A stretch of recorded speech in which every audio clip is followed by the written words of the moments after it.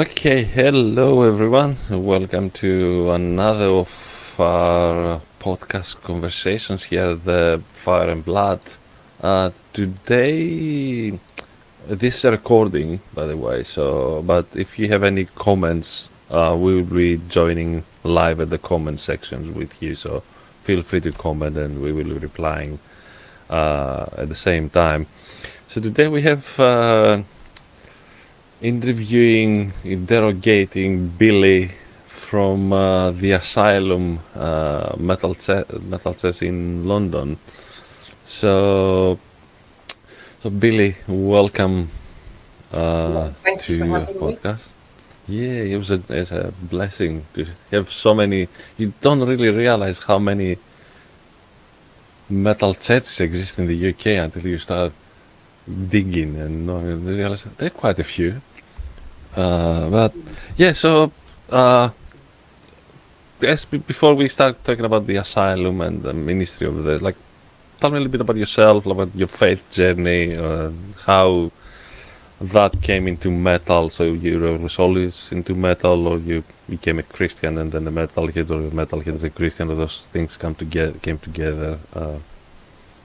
Yeah, I became a Christian as a child, and then I got into metal and punk and goth and industrial and all the rest of it gradually after that. Um, so there's a lot of bands that I've followed, and I would say I kind of like all of the different genres of alternative music. I'm not somebody who only likes metal or only likes goth. If I like it, then I like Mhm. it regardless of what the genre is. Okay, but metal is your I'd main. say industrial is my favorite type of music. Okay, so like Rammstein style. Rammstein, Circle of Dust, uh, Okay. all those kind of bands. Ah, okay. Interesting. I never got into industrial, to be honest. Yeah, but was like Rammstein. What was the other band? They did a lot of music for video games. So there's After. Icebreaker, Yeah, KMFDM. they Uh, did the music for Carmageddon. Do you remember that old video game that you're driving a car and you're just running down people? no, like, well, I ride a motorcycle, so I wouldn't be having a video game driving a car. All the games uh, I like is involves flying a spaceship. the okay. So was there any? I mean, we all know how that goes. You're a Christian and then you're a metalhead. So how that played out? So you was any tension in you, or like from your Christian environment? Yeah, I think it was just something that God led me into because I never thought of having any kind of outreach to the alternative community Mm, in London. I was already hanging out with these people. Um, okay. and at the time, I knew a lot of punks that I used to hang out with most weeks. And I was always wearing something that they would want to know what it was all about. I used to have one of those dog tags hanging off my shoulder of my leather jacket, and Hmm. it said, "I'm the Christian the devil warned you about."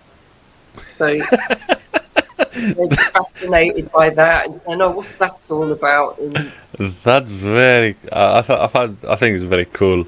Uh, yeah, very. so they would ask me, and because they had asked, I would answer, and they couldn't really complain because Yeah. I was just answering their questions. You went looking for trouble, isn't it? And they would always introduce me to their friends as this is Billie, she's a Christian.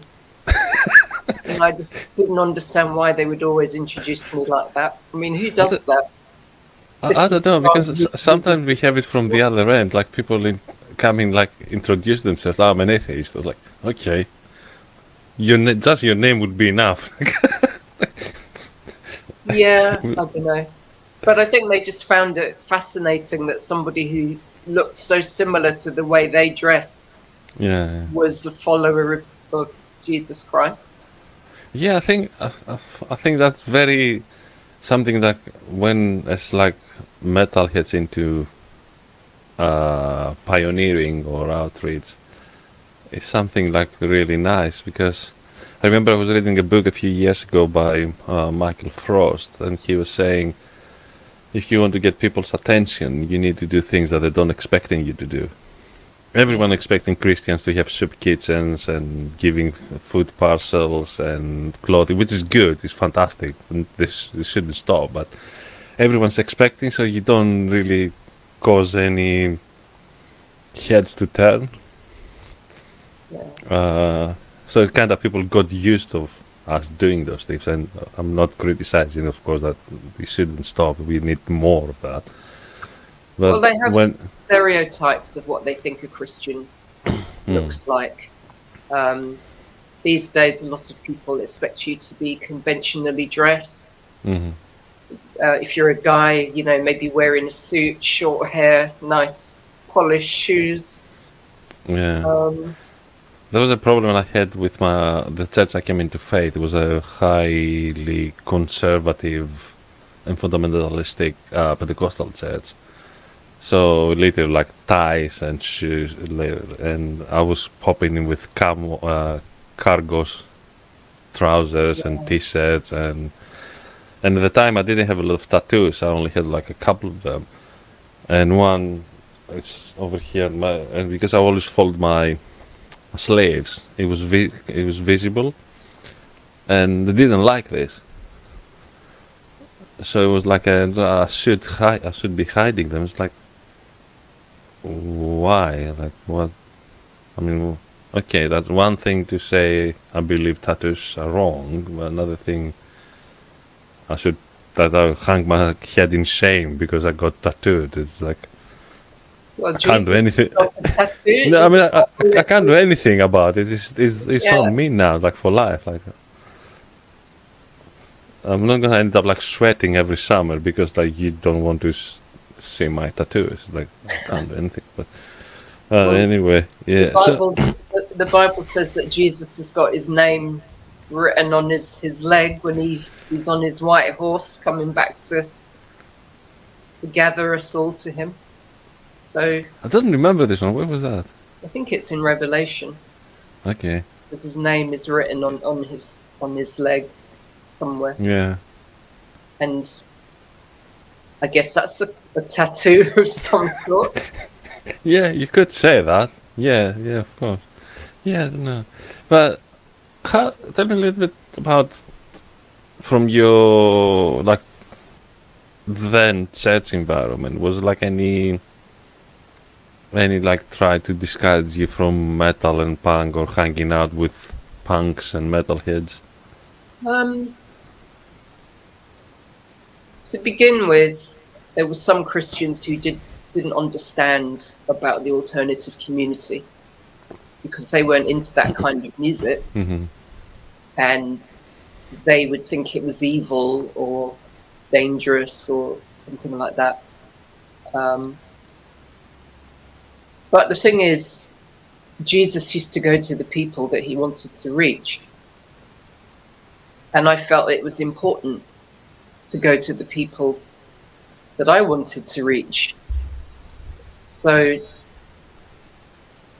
I think often Christians want non-Christians to come to the church or come to wherever it is that they're doing something.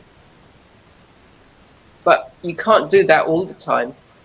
Jesus Yeah. gave us an example of going to where the people were. Yeah. I And like it. Yeah, you remind me of that verse from John, which I like the message version of it, which is like the world became flesh and blood and moved into the neighborhood. yeah, So yeah, when yeah, the very creator of the universe like actually moved down to the neighborhood, so shouldn't be doing it the same?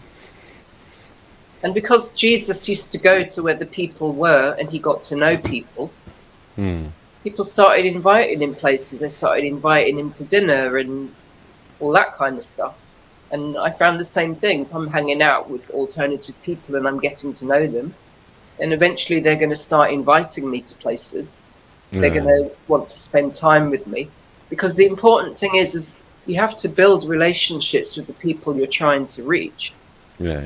And some Christians, it's like they want to do it from a distance. They want the non-Christians to stay at arm's length. Yeah. And they don't want to interact with them or hang out with them or learn anything about their culture. I mean, I've met a lot of Christians over the years who never wanted to listen to non-Christian music. Okay. So they might be into metal or industrial or goth or whatever, but they would only listen to the Christian versions of that. Yeah. I never really understood that, because it's a lot easier when you're talking to somebody who's not a Christian about a band that they like, and they know that you know the music that they like. You said something to relate with them, isn't it? Yeah, they know that you know what you're talking about. But then also give you like a good opportunity there. Then it's easier to introduce some of the Christian bands to the playlist, isn't it? Because you can say, you listen to Cattle Decapitation, for example, like check out Broken Flesh, or Taking the Head of Goliath. Like there are bands that they can, if you listen what they listen, then I mean, obviously everyone has their own filters. So personally, I don't really. My line is I don't listen to any satanic lyrical bands, but some other people even know about Vicars. They just happy to listen and they just remain on the music. They enjoy the music and they don't get into the lyrics. I mean, if that's fine for you, then I can't tell you what to listen. But I suppose there is that. I think everyone has to draw their own lines, basically. I draw a line as well. I don't really like listening to that kind of music, but I try to be aware of what the bands are that people are into at the moment. I'll be looking on YouTube, checking out what bands are in at the moment, what they sound like, and so on and so on. Yeah. I mean, you're just being aware. I mean, I had a lot of conversations about Mayhem, and I don't even like them. Yeah. I don't even listen to the music. But yeah, it's always being aware of what's going around, isn't it?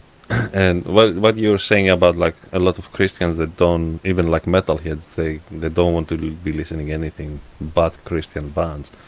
I see that to quite a few Christian metal groups on Facebook that are trying to find the Christian version of Slipknot or Rammstein. This doesn't exist. There's not even other band like Slipknot. This is it. You either listen to Slipknot or you don't listen to it at all. And I mean, I think Slipknot is one of the most talented metal bands for me. So I understand if you because of the lyricism you don't want to listen to Rammstein, someone, but that's it. If you can't find the Christian equivalent of Rammstein, because I don't think that a lot of Christian bands they're talking about sadomasochism in their songs. To be fair, I don't know what I'm kind of singing about, because they sing in German. So yeah, that's kind of what make bands like Rammstein unique, isn't it? The type of lyrics they write, and this obscene sin present when they stand on stage. Also, everybody, I mean, whoever watched even a little bit videos of Rammstein, they know how their lives are. So you can't find the Christian equivalent. No Christian will stand on stage with a massive try to keep it family friendly here. You know, you know what I'm talking about. Like, spraying foam to people. Like, no Christian. I don't think any Christian would do that. So you either go with Rammstein or you don't listen to them. Like, you make your choice, isn't it? Well, Rammstein project what is in their hearts. Yeah.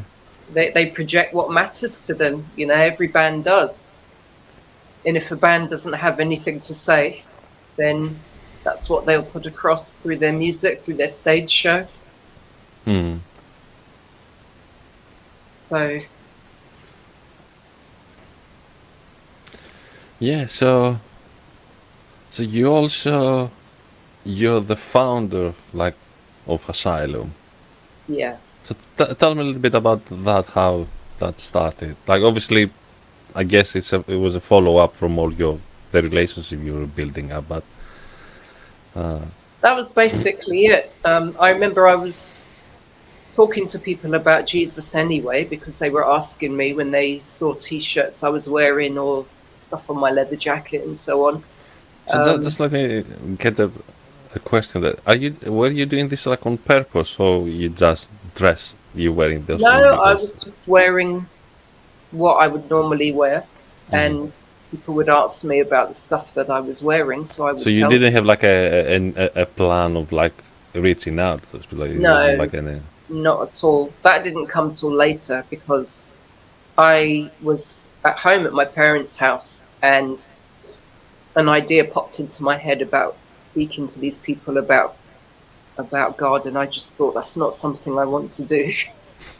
I don't mind being friends with them, but going to talk to them, being an evangelist to the alternative scene, I Yeah. just thought, well, that's a good way to become unpopular. But on the And other hand, it's like, the thought kept going on and on. It was like somebody poking me in my ribs, just niggling and jabbing and poking. And I thought, well, if this is God, then I just said, God, if this is you, then you're going to have to make it happen because this is not something that I want to do at all. yeah. So God obviously said, okay, fine, I'll do it. So Okay. And yeah, it's a everything bit just seemed different to how I place. felt it, because like for me it was like a fire in my bones. So if I don't do it, I'm just gonna burn alive, like gonna self Yeah. ignite. Like, So but basically, I'm an extrovert, so I'm like more about like talking with people and then chatting like. And yeah. what a lot, most of my friends, two of the things they know about me, it's like I'm a metalhead and I'm a Christian. But it's always like it comes naturally. I'm not just popping like here, hello, I'm George and I'm a Christian. Just like it always comes into conversations. Well, I remember we started off because I'm an introvert, so I can't just walk up to somebody and start talking to them. So what I did instead, I took a leaf out of Gideon's book where God told him to go and destroy the pagan altar.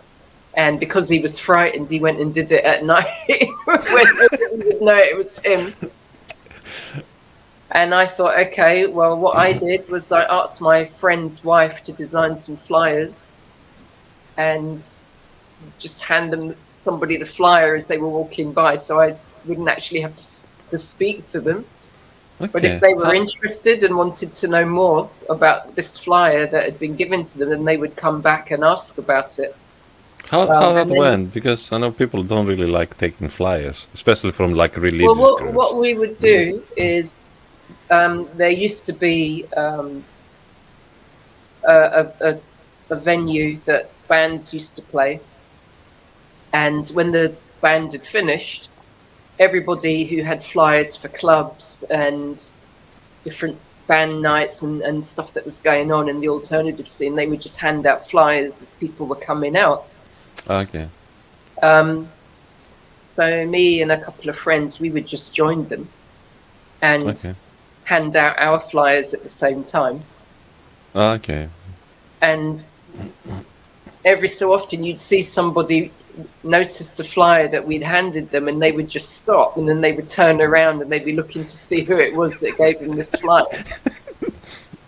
And Yeah. sometimes it would be difficult because we were dressed just like them, so we didn't obviously stand out. Like that, we didn't have something with Christian written on our heads. Yeah, But they would find us and come and ask us about it, yeah. and we'd tell them. And we did that for quite a few years. And then I became friends with the manager of the Intrepid Fox. And So what's the Intrepid Fox? Because the I don't know what it is, but a lot of people won't. it was a metal bar, or an alternative bar in Soho. It's closed down now, but at the time, he was due to become the manager in a few months' time, and I asked him about starting a club night just playing Christian alternative music. Like DJing. Yeah. Because I knew that it would really surprise people, because most people think Christian music is rubbish.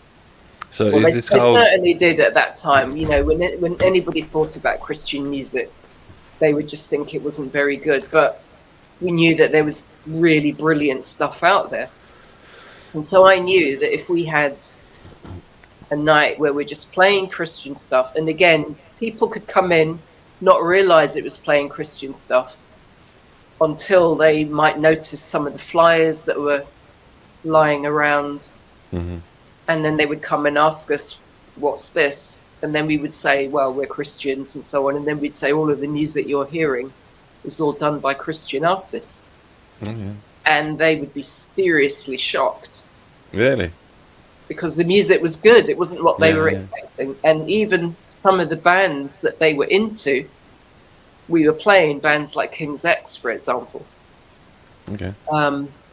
Now, like, there are a lot more bands that non-Christians know and they like. So we play Wasp, we play Megadeth, we play one of the Typo Negative albums before Peter Steele died.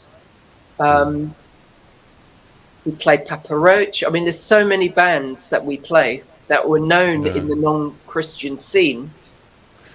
And then those ones, they weren't known as and then they Christian became bands. Christians. And when they come in and they hear something, they hear their favorite band being played, and they're saying, "I thought you guys said you only play Christian music." And we're like, "Well, yeah, we do. Did you not know that Alice Cooper is a Christian, or did you not know that the lead singer of Wasp is a Christian, or did you not know that the guys in Megadeth are Christians, or Korn, or any of these other bands?" And it immediately opens up an opportunity to talk about Jesus. Yeah. I remember I was watching. It was a trailer actually. Living Sacrifice did a documentary for the 20 years. I didn't manage to find the actual documentary, but I was watching the trailer, and there was this guy interviewed, and for years they didn't know that Living Sacrifice are Christian, and they were saying like, when we found out that they were Christian, we were like in shock, because like Christian music sucks. Those guys are sick. They play like sick music, sick death metal, and they couldn't believe that like a bunch of committed Christians would play such a good death metal, like, and especially death metal. I still like because I love death metal. Death metal is one of my favorite music genres. And I still sometimes talk about people about the Christian death metal, and it's like how that. I found like even Christian metalheads a lot of times they cannot reconcile that they can be Christian death metal. Yeah. Because they kind of fixated on of the word death, and I like sometimes to wind them up. And it's like, have you read the Old Testament? Like recently, it's like. It's like full of violence, like there's violence everywhere in the Old Testament. And rock and roll are all in the Bible. And you worry about like the word death metal. It's like the atrocities that they've been described in the Old Testament, like, and of course, like they're not been described as like being endorsed by God. Let's be clear, but they are there. Like they've been like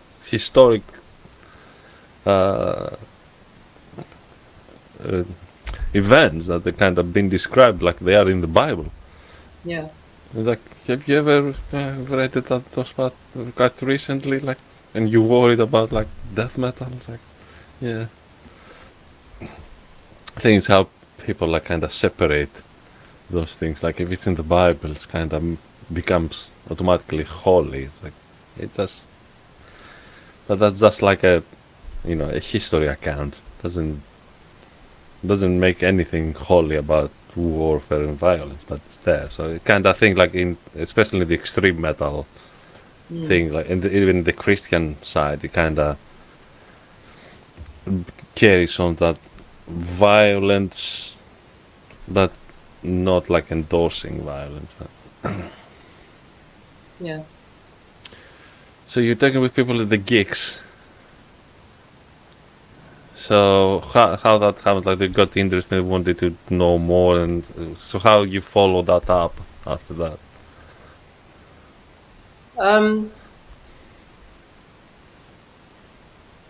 Well, as I was handing out these flyers and we were doing the club nights and so on, people would get to know us, and they were just curious about how alternative people could be Christians. They didn't understand the whole thing about that you could be both. Yeah. For them, I guess they were all wrapped up in rebelling against Jesus. And so maybe they thought that you can't, as a Christian, be involved in that world because it's about rebellion against God. But for me, I became alternative. Well, I wouldn't say I became, I mean, I was probably alternative since I was born, but I didn't become part of the scene until after I became a Christian. For a lot of people, it's the other way around. So this was something that God brought me into, and something that I grew up in. And some people I found don't really think things through, if they think about things at all. So they would have beliefs and opinions about things that when you actually got them to think about what they were saying, they'd realize it didn't make any sense at all. When they would say, well, you don't look like a Christian. Well, what does a Christian look like? Do they expect me to be wearing robes and sandals like Jesus did? And you have a beard. They didn't understand that following Jesus is not about how you look. Yeah. It's about how you are on the inside. God looks at your heart. He's not interested in clothes. Yeah. Some of the best dressed people on earth who claim to be Christians, like the mafia, for example, go to church regularly, go to confession. They donate massive amounts of money. Yeah, say their prayers and whatever, and then come Monday morning, they're back out on the streets killing people and selling drugs and whatever else that they're doing. This connection always like really like fascinated me in terms of like how people can kind of be so disconnected between the two, how they can reconcile those two.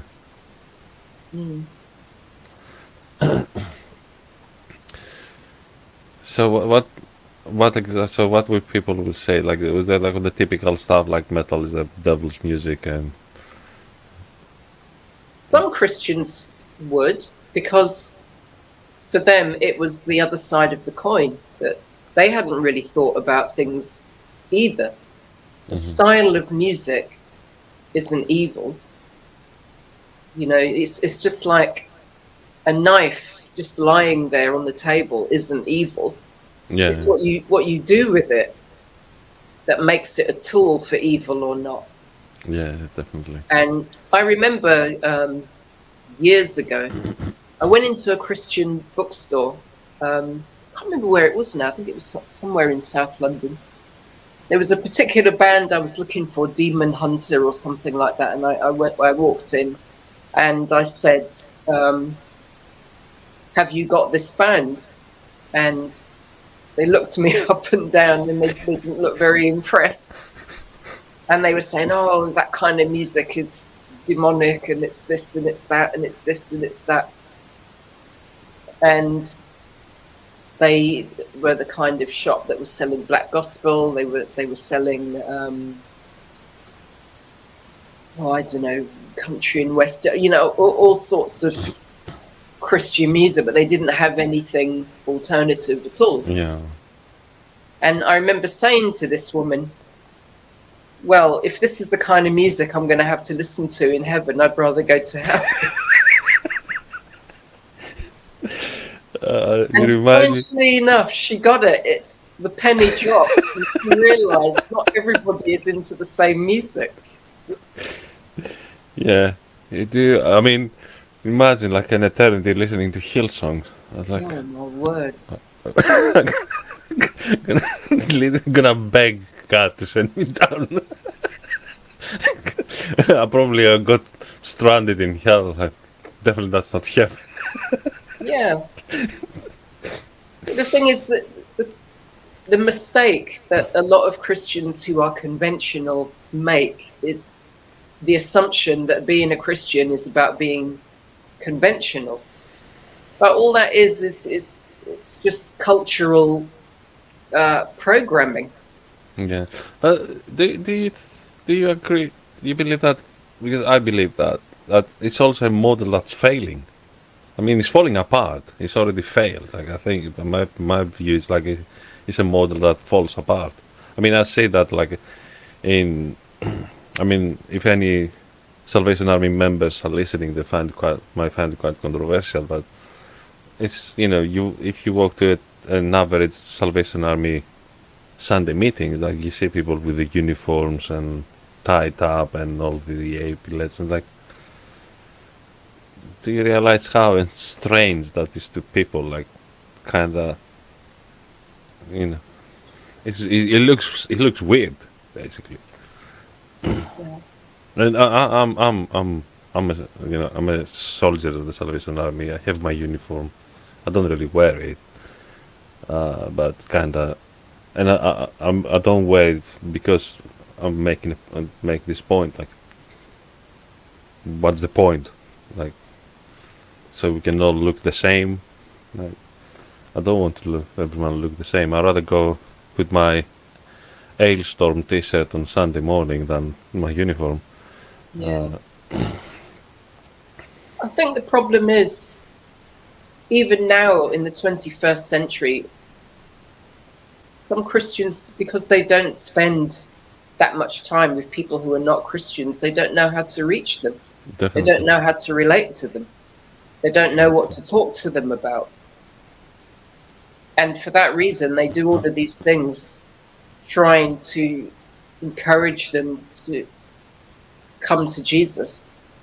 But think of it if it was the other way around. Imagine you've got Christians who love their punk music, and they're going to people who are into black gospel and saying, "Hey, you should be listening to this music and you should be dressing like us." Yeah. Well, Yeah. the person into black gospel would be horrified for a start. It's like, I don't like that music. I don't want to look like that. You're not even making an effort to get to know me or to know what I like. Yeah. Yeah. Yeah. I think that's why it kind of makes sense when you kind of a Christian and a metalhead. And sometimes I think it's not really. You don't have to wait like for a calling. This is who you are. Both those things are part of your identity. So just carry Yeah. your identities, like when you go to a gig, like carry your Christian identity with you, and just as you were saying, like you just people who were just asking you questions, and so and kind of we say that a lot of times. Most of the time, we have to just be there and just be available. Most of the time we don't have to do much Yeah.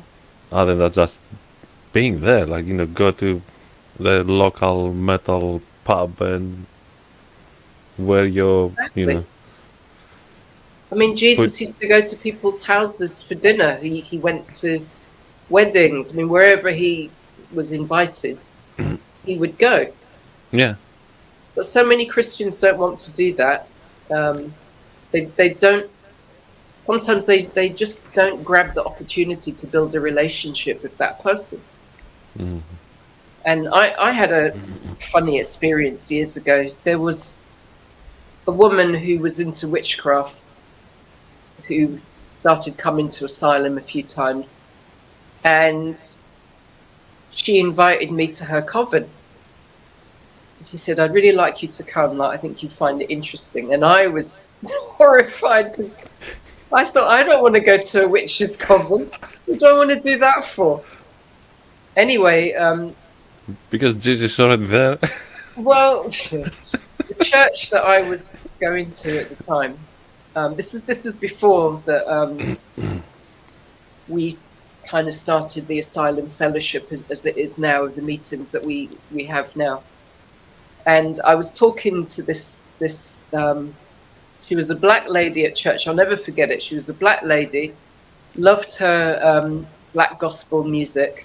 She was as different to me as night is from day.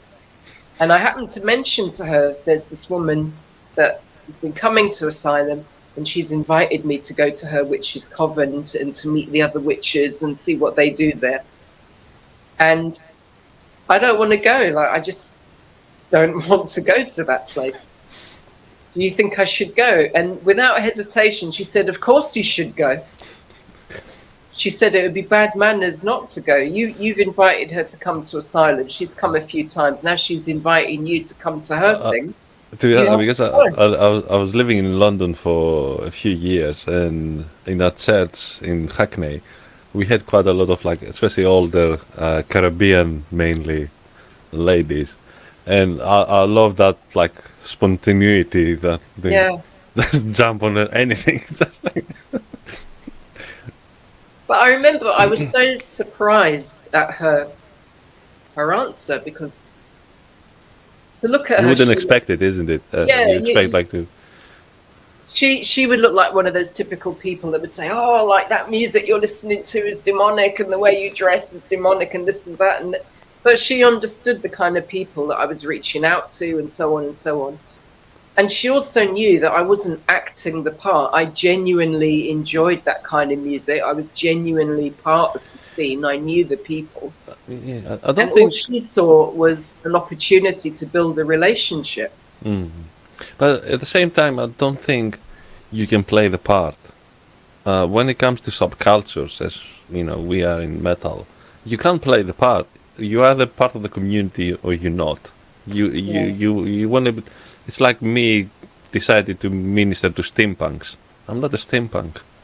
Like, I'll be there, like, looking odd and weird. But I'm a metalhead. I love punk. I love death metal. Like, that's my folk, isn't it? Like, I can straight away fit in. If I hear a conversation, they know exactly what they're talking about. Yeah. And the thing is, if you go to the clubs, and if you go to the bars, and if you go to the gigs, and you go to the different places, they get to see you around. They may never even talk to you. But the day when they do happen to have a conversation with you, Yeah, the chances are they've seen you around, they've seen you at a gig, or they've seen you at a club night somewhere, or whatever. yeah. I And mean, they especially when know, it comes to me, like, I yeah, really stand out. I'll the me one too, opening the pit. I'll be opening the pit. I'll be just jumping up and down. So it's kind of like you can't miss me. me too. And people will sometimes say, "Oh, I've seen you around," and whatever. So they know that I'm part of the scene. I mean, I know years ago that there were Christians who used to dress up as punks, or they used to dress up as if they were into metal and stuff, to try and reach the people. But what they didn't know is, in the alternative community, you can tell who is the real thing, Yeah, and because who is, we could go to a metal bar without all the gear and we can still yeah, fit in because that's our community, isn't it? yeah, You don't what you wear doesn't make you part of the community. It's who you are. Like, one of my best friends, he was always, like, very well dressed. Well, he would see him, he would jump in the car to go clubbing, and in the car he would be listening Cradle of Filth. And you couldn't ever imagine that this guy is like into not just metal, but in black metal. And yeah, he Yeah. was always like very well dressed. Like he liked like this kind of clothing. Unless you knew him personally, you wouldn't know that's a metalhead. Yeah. Yeah, so tell me a bit more about the Asylum then. Well, Asylum is a ministry that I started specifically to reach out to all areas of the alternative community. So it's not just for people into metal or just for people into goth. It's for people into the whole spectrum of metal, goth, punk, people who are We have a biking. similar mentality as well. Yeah, vampires, whatever. And also people who don't really fit in the church, unconventional people. I think But that's something great about metal. That although you may not be into metal, it can it can open so much that it can fit literally everyone. yeah, and we've always been quite small, but there's often different people every week coming along. And the way that our Sunday meeting is structured is we'll have a time of prayer and worship to begin with, but then we'll go into a discussion. So where do you meet? We have discussions about. No, no. Sorry. Where you Oh, do you? right now we're meeting in St Giles in the Fields Vestry in Tottenham Court Road. But Okay. before that, we used to meet in the Intrepid Fox. So we So were based in the heart you're of using an the actual church building now. yeah. And the only reason that I was able to base Asylum in the Intrepid Fox is because of the relationship that I had with the manager. Um, so yeah, we have a discussion rather than having somebody preaching. So someone picks up a theme. So like the group leader picks up a theme, and then you discuss that. Yeah, whoever is leading the discussion that Sunday, they may discuss something that's in the news. They may discuss something that's in the Bible, or whatever. The topic can be anything that the person facilitating the discussion wants to talk about. It'd be interesting And to then know. the floor is open, like everybody can chip in with their thoughts and so on. And usually we sit in a circle and we have snacks and stuff so that people can eat and munch on things while we're talking. After we had lockdown, we had to go online to meet. And then when lockdown was lifted, the people who were online, because we had people joining us from other countries, we decided that we couldn't just switch off from them. So we have half the people online on Zoom and half the people are physical in the vestry. Yeah. So we just have a laptop and we set everything up so that the people on Zoom can hear us and speak to us, and also the other way around. Okay. And we have different people coming and going all the time, which is good.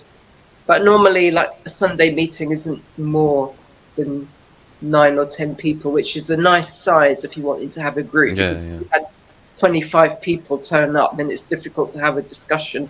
You have to break it down to smaller groups. Yeah. Maybe. Exactly. I mean, very occasionally, and it's rare, but occasionally there'll be a Sunday when everybody and their brother turns up, and it's just too many people. So then you have to try and split the group in half, and it's just, it's easier when it's just a small group of people. And then So it's basically, easier you ended for up being the people you are by just being with people, isn't it? Just hanging about. There wasn't any like big plan around it. It just sort of grew up organically, I guess. Yeah, and I really wanted Asylum to be for non-Christians. And before we had the whole pandemic thing, we had a big poster outside the church saying that we're meeting in this place every Sunday. come and join us. So often you would have non-Christians who would just pop in. They'd seen the poster and decided, oh, I'm going to go along to that one day. And they would turn up and they would bring their questions with them. And we would be able to have a discussion about whatever it is that they wanted to know. Sometimes they disagree. I mean, in Asylum, it's very common for somebody to say, well, I don't agree with that because of this reason or that reason. That's fine. It's not often in the church environment that you get the opportunity to say, I disagree. I mean, I think it's fantastic that you have the space. You have the safe space where someone can come and say, like, I disagree. Yeah. It's really important because somebody may have a very valid reason why they disagree. And when they say, I disagree because of this reason and that reason, then everybody else will either think, oh, actually, you've got a point. I didn't think about it that way. Or they may say, well, what you're saying, I don't agree with that because of this or because of that. I mean, it's a discussion. Yeah. And I mean, we can still be friends. we can still be friends. Sometimes. I mean, some of my most fierce disagreements I had with my best friends. We're best friends for over 20 years, and we have had some of the fiercest disagreements. Yeah. We still love each other, and we really care for each other. Well, there were disagreements in the Bible. I think it was Paul and Barnabas who fell out, and I think Paul had the habit of falling up with everyone. fell out with everybody. Yeah. He was like a bit like he was very single-minded, I guess. he had his mind set to something, and I don't think he was very good on negotiating. Well, yeah, like bless him. No people skills. I think it was also kind of, you can see if you read between the lines where was that, in Corinth or Ephesus, but like he wasn't doing that much of a talking, is it? It was like mostly he was mostly the guy that was hanging about. So maybe because people get too upset with him, like he wasn't disagreeing very well. No, that's true. But yeah, I mean, it's very nice. Like I think, like it's very exciting, and it's very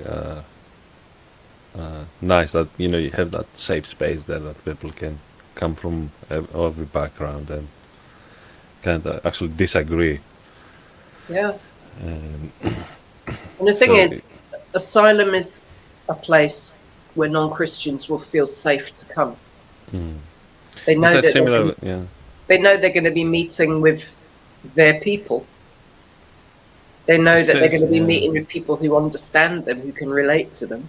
Yeah, something like similar with us in Fire Blood, that we kind of keep making a point that we're not trying to create a social club where Christian metalheads, they can spend Sunday morning to their own church and then we go there to listen to some metal as well. Like, no, this is like, I mean, obviously existing Christians, they're always welcome, but you need to understand that we're not reaching out to Christians. We don't try to create another church, but for metalheads, we're building bridges with the non-believers. Like this is the group of people that we're interesting to. And to be honest, personally, I think this comes with the territory. I feel more comfortable around non-Christians than with Christians. I'm not saying there's something wrong with Christians, but I think like when you kind of God made you to be a pioneer and an evangelist, you feel more comfortable being outside of the Christian circles. Yeah. You feel more in place because you are where you're supposed to be.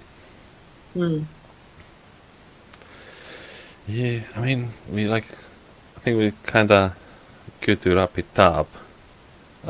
So as a closing thought, if you said where you meet, if you just like put it together, where you meet, when, what time, and how frequent. So if anyone wants to come and find you, Well, you're on Facebook as well. How to find you if they want to find you on social But if people head to the website, which is asylumlondon.com, So I can find all your details there. they'll find all the details there. So asylum, as in asylum seeker, London, as in London, England.com, and you'll have all the links to Facebook And you're in London in the UK, just to make sure, not Canada. London, UK. London, Yeah. England, UK. Because we had a few times people saying, you're like in Kentucky or something. Like, no, we're in the UK, like England. Like, And we meet every single Sunday on Zoom. Definitely every Sunday on Zoom. We try to meet physically in the vestry as often as we can, but it really depends on how many of us are available to run it. so the the in-person meetings are a bit infrequent right now. They are at the moment, yeah, because after the lockdowns finished, a lot of people were not coming into London so much physically anymore.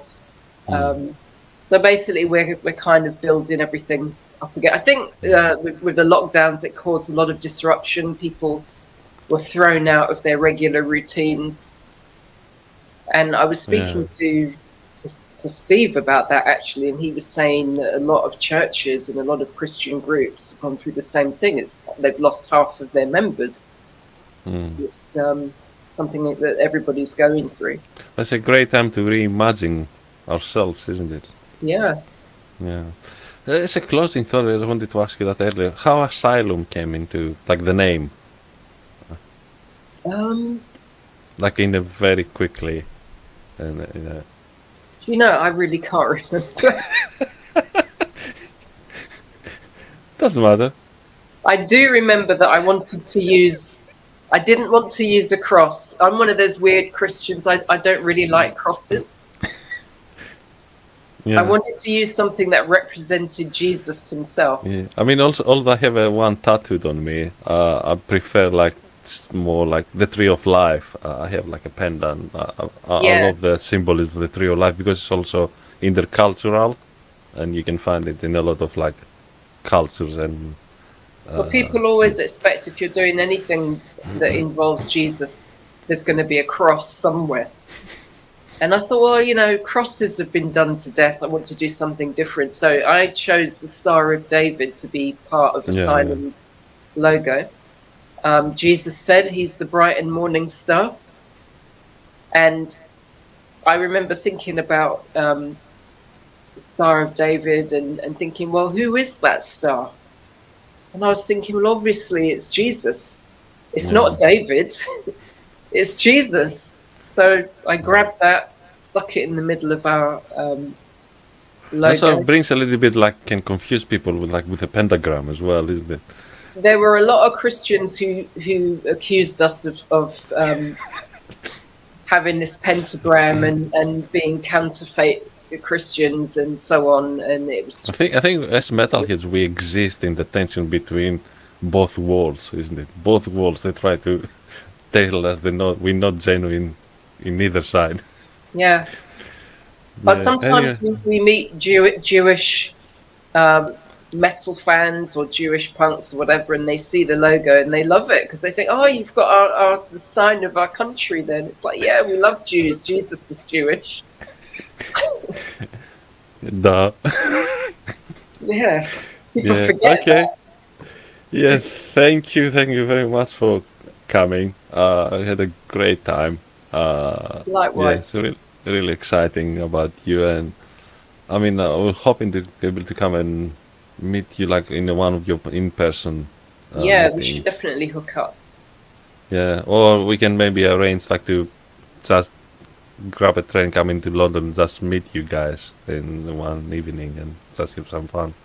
But yeah, that would be cool. Well, let's get in touch and organise something. Yeah, it'll be great after Christmas. Okay, so we're finishing now. Everyone that's watching, thank you for being here. Always leave your comments, and we're happy to see you again. Until next time.